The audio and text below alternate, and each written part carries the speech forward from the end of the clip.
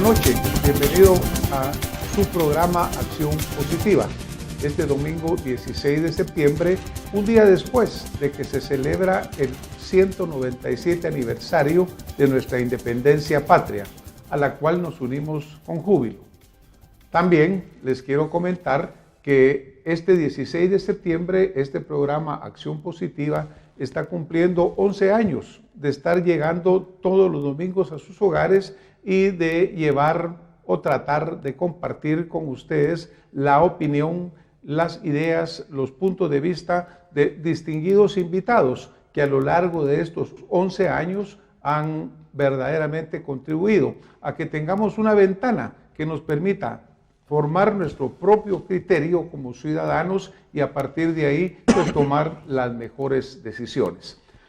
En nombre del equipo de Acción Positiva, les agradecemos verdaderamente que nos hayan acompañado estos 11 años y también les agradecemos el hecho de que nos han enviado sus ideas, nos han compartido sus sugerencias y creo que juntos hemos ido logrando hacer un mejor programa para que pueda servir al pueblo de Guatemala.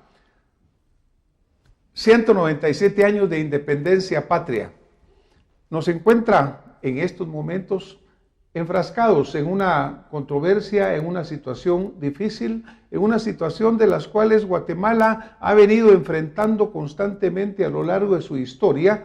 Cada vez las hemos ido superando, pero siempre nos queda esa rezago, nos queda esa idea de que no estamos logrando llegar a alcanzar verdaderamente lo cual todos deseamos, el bienestar de todos los guatemaltecos, su desarrollo y el hecho de que podamos vivir en armonía en un país en el cual todos tengamos iguales derechos, iguales oportunidades y que logremos salir adelante. Quiero empezar por darle la bienvenida a mi invitado de esta noche, el licenciado Carlos Molina Mencos.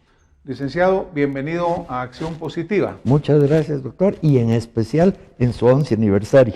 Muchísimas gracias. El licenciado Molina Mencos nos ha acompañado acá en varias oportunidades, siempre su contribución ha sido brillante, es un profesional con una carrera muy distinguida tanto en el área de su profesión, en el área del servicio a Guatemala y en el área de expresar su opinión, la cual nos ha ayudado siempre a formar mejor nuestro propio criterio.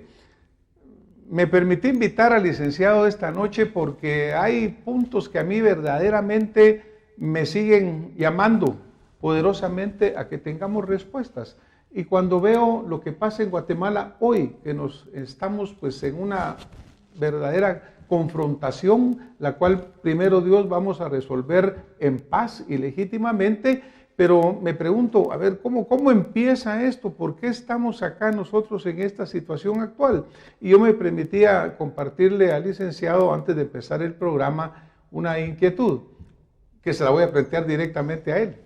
Licenciado, cuando nos remontamos nosotros al 15 de septiembre de 1821, vemos que se dan una serie de circunstancias, las cuales vamos a platicar con usted un poco más extensamente.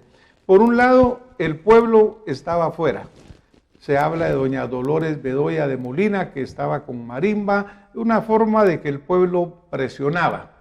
Hoy el pueblo de Guatemala presiona, hoy el pueblo de Guatemala se expresa y pues sale a la calle y sale a manifestarse. Es decir, por lo menos persistimos con esa permanente participación ciudadana que creo que puede incrementar siempre en una forma muy ordenada, en una forma muy respetuosa del derecho de los demás. Por otro lado, me llama a mí la atención cómo sucede el hecho en sí de la independencia. Don Gavino Gainza, que era el capitán general, resulta que sale con el sombrero de jefe político de este nuevo país que declara su independencia. ¿Cómo visualiza usted ese momento del 15 de septiembre de 1821 y este cambio de sombrero de don Gavino? Yo creo que es en gran parte uno de los problemas que tiene Guatemala y que mantiene al día de hoy. No teníamos identidad y seguimos sin tenerla en ciertos temas, especialmente en el político. Ha habido siempre más intereses personales que ideales, más intereses personales que objetivos de Estado. América, para empezar, América se divide en dos, el norte y el resto, me refiero en este tema. Y la razón es cómo empezó. El norte vienen personas a establecerse buscando una libertad religiosa. Acá vienen conquistadores a conquistar, doblegar y esclavizar a efecto de sacar todos los beneficios que puedan para la península española. Allá cortan el ombligo. Acá se mantienen siendo españoles. Llegando al extremo de que acuérdense que se saca una cédula real donde se establece que para poder ejercer cargos administrativos de alto nivel se requiere ser español nacido en la península ibérica. Dese cuenta, salvo Benito Juárez, todos los próceres son españoles, de segunda o tercera generación. Criollos. Criollos. Y no solo acá. Simón Bolívar, José de San Martín, Antonio José Sucre, todos son gente de segunda o tercera generación española. Por consiguiente, nos salimos de España, pero de nuevo aquí la comparación con Estados Unidos y una Guatemala. Estados Unidos hace un acta de independencia, nosotros el pueblo. Acá yo, el jefe de gobierno, el jefe de Estado, notifico. Es decir, ya, yo creo que esa diferencia. Que usted señala acá, usted ha mencionado un par de puntos verdaderamente importantes, ¿no? El hecho que cuando los peregrinos del Mayflower llegan a establecerse, rompen el cordón umbilical con su pasado, obviamente mantienen sus tradiciones y su religión, que por parte por la cual salen, pero vienen a desarrollar un nuevo país. En el caso nuestro, usted lo señala muy bien, vienen la conquista, y la conquista para mandarlo todo a la patria original. Eso creo que es bien importante, Carlos. Y de ahí otra cosa, siguiendo un poquito el procedimiento. Luego en el norte deciden, bueno, ya nos independizamos, hubo guerra, hubo sangre, logran la independencia, tenemos que organizarnos. Y buscan un sistema de gobierno. No es aquello que voy a hacer una constitución y vámonos. Y hay una discusión muy fuerte entre cuál va a ser el sistema de gobierno. Lo único que rechazan de entrada es la monarquía, porque se estaban cabalmente saliendo de ella. Entonces tienen dos opciones. Y ahí está, eso lo quedaron muy bien documentado en dos libros que son el federalista y el antifederalista. El antifederalista eran los que propiciaban la democracia como sistema de gobierno. Y los federalistas, que eran los que prevalecieron, encabezados por Benjamin Franklin, Adams, Madison y Hamilton, que deciden o hacen ver que la democracia es uno de los peores sistemas políticos que pueden existir, porque es dictatorial. La democracia implica la voluntad de la mayoría sobre la minoría, pudiendo aún conculcar los derechos de la minoría. Un 51% contra decide el 49. sobre el 49%. Así es. Aunque esto después varía con las leyes de minorías y cómo se protege. Pero esas leyes de minorías ese punto. Ya no son democráticas. La minoría no, claro. La democracia es simple mayoría, sí, y esa mayoría puede ser de 80-20, puede ser 90-10, pero puede ser 51-49, y es mayoría. Entonces, Estados Unidos llega a una conclusión: tengo que proteger al individuo, no a la población. Porque si protejo al individuo en lo individual, valga la redundancia, o la persona en lo individual, estoy protegiendo a la sociedad completa. Y ahí nace la república. A mí me parece interesante toda esta forma de cómo el pueblo norteamericano se expresa y cómo acá es un jefe político, que es jefe político de momento porque antes era capitán general, y cuando él viene y dice, mire, yo lo voy a comunicar por una presión del pueblo, porque aún incluso en el acta se menciona, imagínense qué pasaría si el pueblo lo proclama por sí solo.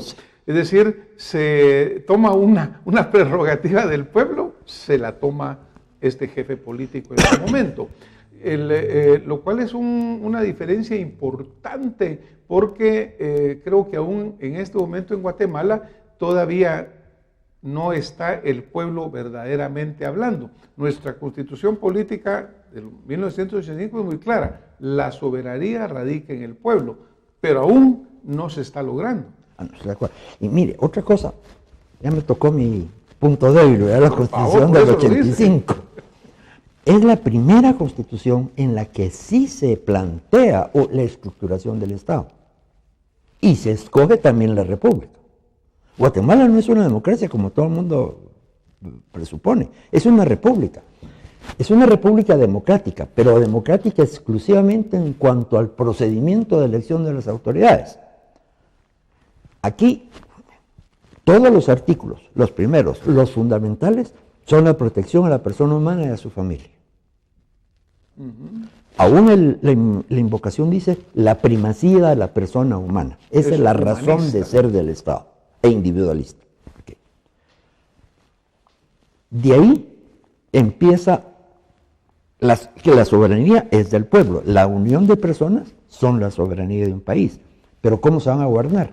No podemos poner a 18 millones de guatemaltecos autogobernándose. Entonces, el guatemalteco delega su soberanía en las autoridades que elige. Pero ¿cómo los va a elegir? Por un proceso democrático. Ahí sí manda la mayoría. Claro, claro. Una república democrática, soberana y representativa. Y ese representativo también es muy importante, porque los señores diputados se olvidan de que ellos son representantes del pueblo. Pero también el pueblo se olvida muchas veces de que ellos son sus representantes. Correcto. Porque muchas veces el pueblo se desliga, prácticamente los elige, llegan y van solos. Y mire, se ha perdido también otro factor. Hace unos pocos, 30, 40 años, no es tanto, era un honor servir a la patria. Y si a usted le llamaba a un cargo público, se sentía honrado porque la podía servir. Ahora me voy a servir de ella. Se acabaron los partidos políticos, se acabaron los valores. Pero esto ha sido un proceso, Carlos, porque yo pues tuve la oportunidad de platicar con algunos políticos de antaño y verdaderamente había un sentimiento real de amar a Guatemala, de querer participar. Alguien me decía, mira, cuando salíamos en campaña agarrábamos nuestro morralito, nuestro bastimento, subíamos un bus y nos íbamos. En algún momento a lo largo se deforma totalmente esto y se vuelve un negocio. Tenemos que regresar a esos valores. Ahora, cuando nosotros hablamos de la Guatemala, una república soberana, independiente, me recuerdo y quiero traer a colación el hecho de que en enero de 1822, muy pocos meses después de haber declarado la independencia, viene Guatemala y se anexa voluntariamente al imperio de Agustín de Iturbide. ¿Cómo lo deja usted esa sensación de que acabamos de declarar independencia, el señor que era capitán general se vuelve jefe político y ahora pretende ser intendente de esta nueva anexión hacia el imperio? La falta de valores y la falta de... El pueblo no participó en la independencia, el pueblo simplemente era observador. Entonces todo fueron decisiones provenientes de la alta jerarquía. Se menciona a la familia Isinena, por ejemplo, y sí lo fue, como gran parte de ello, que no querían perder sus prebendas y trataron de mantener su poder. Y Gabino Gaínza era un buen sirviente. Bueno, y sobre todo que él viene y pues pretende aprovecharse de toda la situación. Después cuando se viene la anexión con Iturbide, que solo la confirma realmente hasta en septiembre, no es inmediato, sino que hasta en septiembre, casi 8 meses después, dice, los acepto, ¿verdad? Pero Gaínza nunca es nombrado intendente. Viene Vicente Filísola, que es mandado por Iturbide, y Gaínza muere en México, en la pobreza y el olvido. Qué buen castigo para alguien que fue tan traicionero. Verdaderamente. Sí. Y desgraciadamente, para mí no se consultó nunca al pueblo, especialmente en la anexión. ¿En qué momento usted cree que se consulta por primera vez al pueblo de Guatemala? ¿En qué momento, cuando nos salimos del imperio mexicano porque muere Iturbide, no porque nosotros lo hayamos hecho? ¿En qué momento usted cree verdaderamente, Carlos, de que se da que el pueblo empieza verdaderamente a participar? Yo diría que quizás en 1922, con el movimiento unionista, porque si se da cuenta toda la historia anterior y todas las constituciones fueron de momento hechas en casa presidencial. A través de una constituyente, pero constituyente nombrada a dedo y manejada por Casa Presidencial. La primera es la de Rafael Carrera, la fundación del Estado de Guatemala. De ahí viene Barrios y sigue más o menos el camino de Carrera, pero dándole vuelta. Quita las prebendas de la Iglesia Católica, le quita las propiedades de la Iglesia Católica y todo, como liberal que era. Esa constitución sigue hasta Ubico, con una serie de modificaciones, pero ahí también, todas las modificaciones se refieren al periodo presidencial, y así hay o no reelecciones. Puramente intereses personales. Ajenos al bienestar general. Así es. Yo sí creo que hubo un movimiento popular fuerte en el movimiento unionista, pero después lo retoman los liberales y mantienen esa posición. Octubre del 44 sí se busca una libertad y sí se une Guatemala, porque la revolución esa sí estaba, yo creo que el 80%, el 90% del país, pero se va también prostituyendo y degenera al ingreso de un Estado por comunista, aunque digan que no. Y de ahí viene la reacción otra vez, con el coronel Castillo Armas. Nos saca de ese sistema, pero la Constitución, digamos, del 56, comparada con la del 45, la única diferencia es que aquí prohíbe el Partido Comunista, allá hablo de reforma agraria, aquí no permite la reforma agraria. Fueron como acciones y reacciones circunstanciales. Y casuísticas. Casuísticas. Porque una Constitución no debe ser casuística. Una Constitución es de principios de organización estatal y de protección al individuo o a sus habitantes. Viene la siguiente, la del coronel Peralta Zurdia, que sigue siendo más o menos lo mismo. Y lo interesante es que todas siguen siendo manufacturadas en Casa Presidencial. Y lo puede ver aún. Castillo Armas presentó solo un partido. Peralta obliga a los 3 partidos que había en ese momento a presentar una planilla única. Hasta la del 85.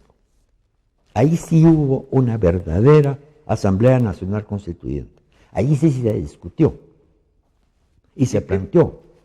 Ahora, la Asamblea Nacional Constituyente es algo que sigue estando en el ambiente, porque en medio de la situación que vivimos actualmente, con mucha desorientación, yo diría que con muy poco conocimiento en general de la Constitución Política de la República, porque yo veo que hay muchísimas cosas que se redunda en ellas cuando ya están establecidas.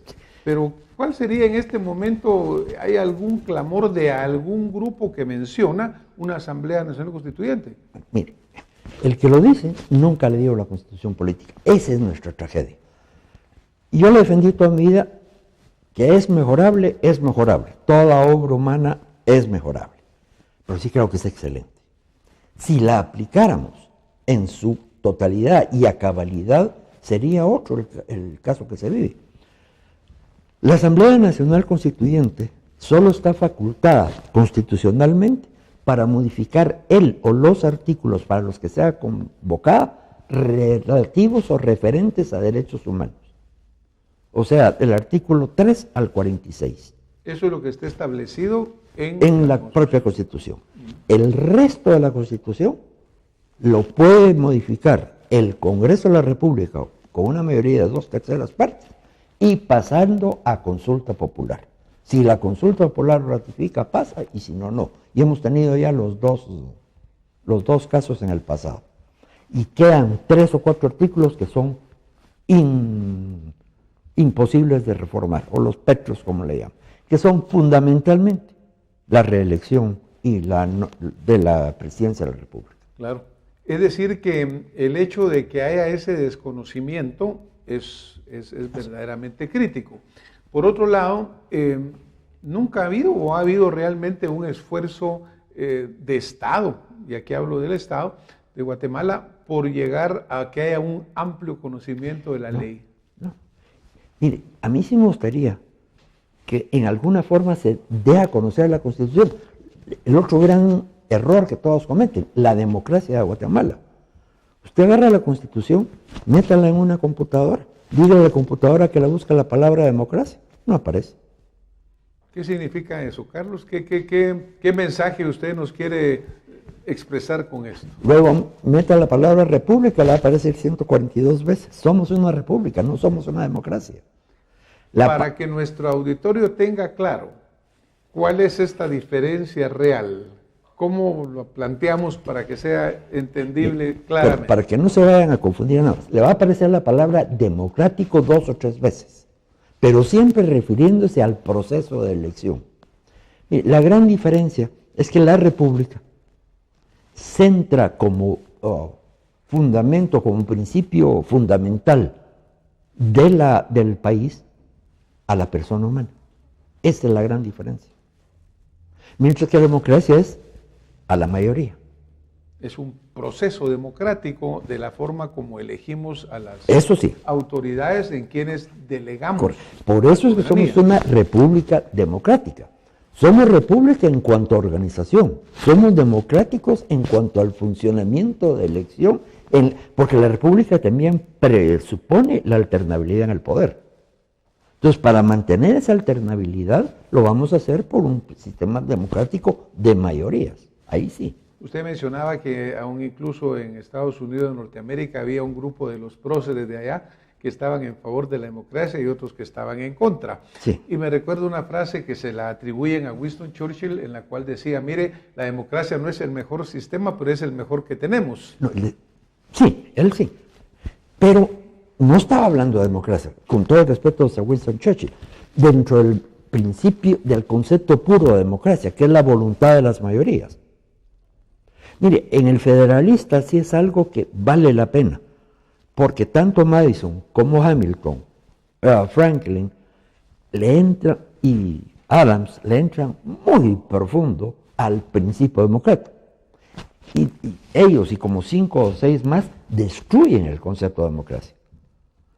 Porque la democracia se llega a convertir en una dictadura de mayoría, sí, pero dictadura, tan dictadura como el totalitarismo. La Unión Soviética fue democrática, Cuba fue democrática. La Federal Alemana, incluso China es una república democrática. Claro, la mayoría manda, pero aplasta a la minoría. Es un tema complicado, un tema importante porque obviamente en los momentos, vuelvo a repetir, que vivimos, hablábamos un poco sobre a ver qué pasa en Guatemala, hay un clamor contra, digamos, el gobierno en general. Entonces yo le hacía a usted la pregunta anteriormente, mire, ¿quién es el Estado de Guatemala? Porque obviamente cuando el Estado, y es un poco difícil la palabra, pero nosotros, el pueblo, somos los soberanos. Y somos los que en una forma de un proceso democrático elegimos las autoridades. Correcto. Por lo tanto, el Estado no es más que una extensión de la soberanía del pueblo. La gran diferencia está entre gobierno y gobernado. Ahora, por Estado, el concepto que hay cuando uno usa la palabra Estado es el gobierno, y más que el gobierno, el Ejecutivo. Lo cual es un poco incorrecto. Totalmente porque incorrecto. Obviamente el Ejecutivo depende del Congreso, depende y hay una interacción. Hay una interacción donde no debería haber prevalencia de ninguno de los tres, pero son 3 poderes totalmente distintos. El judicial, el ejecutivo y el legislativo, que es otro de los puntos de la democracia. Pero de nuevo, la hemos mal manejado. El gobierno no tiene derechos. Tiene facultades, pero el gobierno mete amparos. Sí, definitivamente. O sea, yo creo que dentro de lo que hemos venido platicando, Carlos, está el hecho, uno, que a mí me queda muy claro, que verdaderamente tenemos un problema genético, diría yo, que viene de la independencia, incluso desde antes, con el tipo de concepto de conquista versus establecimiento. El hecho de que cuando se da la independencia simplemente se cambia de sombrero, y no es la voz del pueblo la que está hablando, sino que también fueron las élites en aquel momento. Y luego, pues que tenemos una constitución política que es un pacto social en el cual verdaderamente se desconoce hasta el momento y que podría guiarnos mucho mejor en el camino del diario vivir. Es que mire, se ha ido abusando de ella en todo. El ejemplo del amparo para mí es lo ideal. El mayor amparista es el gobierno, a través de la SAT, del MP y de las municipalidades.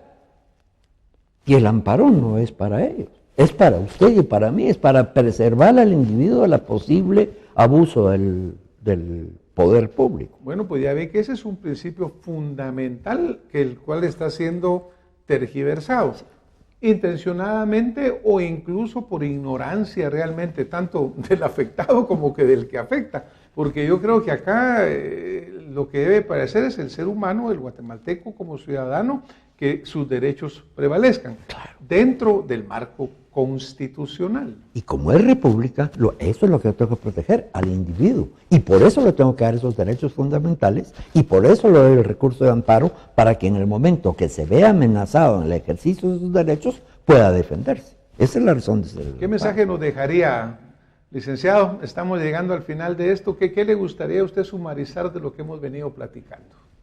Que debemos de conocer un poquito mejor nuestras realidades y retomar los valores, que eso es lo que se está perdiendo. Para mí un país sin valores sí se hunde. ¿Qué valores principalmente, Carlos? Honestidad, la verdad, plantear las cosas tal como son, la unidad nacional. Fíjese, el censo. Me preguntan, ¿usted cómo se autocalifica? ¿De qué me está hablando? Usted es Xinca, es ladino, yo soy guatemalteco. Pero querían, como diera lugar, que le dijera algo. Entonces dijo, yo voy a poner lo que creo. Porque esa era la instrucción que ellos llevaban. Sí, pero uno es guatemalteco. Tan guatemalteco es uno como el otro. O sea, no hay diferencia en absoluto. Y tenemos que retomar eso también. Y algo clave ahí es esa falta que yo creo que hay de identidad nacional. Porque desafortunadamente siempre decimos así con un suspiro de los mexicanos cómo son de patriotas, pero resulta que los guatemaltecos no, y yo creo que en parte es que hemos perdido esa identidad que debemos de ser, orgullosos de ser guatemaltecos. Mira, los mexicanos llegan al extremo de que solo México, y eso es envidiable. Guatemala debe ser lo mismo, para nosotros solo Guatemala. Pero tenemos que recordar esos valores desde las escuelas, desde las familias, desde la formación. Se menciona muchísimo que muchas escuelas ya no enseñan valores, ya no enseñan esas normas del principio de ser gente de bien, de ser hombres y mujeres de bien, sino que prácticamente se ha comercializado mucho de esto, ¿verdad, licenciado? Esos son los valores, como digo, hemos perdido los valores fundamentales. Y eso los tenemos que recobrar. Los tenemos que recobrar. Tal vez no se han perdido, pero no se están ejerciendo. Muchísimas gracias, licenciado. Hoy nos vamos a tener que ir de nuevo. Gracias por acompañarnos por estos 11 años. Hemos tenido un verdadero enriquecimiento con todo lo que nos ha comentado el licenciado Molina Mencas esta noche. Creo que como una línea final, yo quisiera hacer un llamado a usted que nos está oyendo acá, que nos están viendo, es que verdaderamente oigamos las palabras del licenciado Molina Mencos, recobremos los valores y principios fundamentales, seamos orgullosos de ser guatemaltecos, de tener nuestra identidad, porque sobre todo en este pedazo tan bello de tierra que tuvimos la bendición de nacer, debemos de ser guatemaltecos de corazón. ¡Que viva Guatemala! Que lleguemos a los 200 años en condiciones muy diferentes y que cada guatemalteco sienta orgullo de ser guatemalteco y además esta patria también los reciba a ellos con esa misma dignidad y bienestar. Buenas noches, muchas gracias y hasta la próxima semana con más Acción Positiva.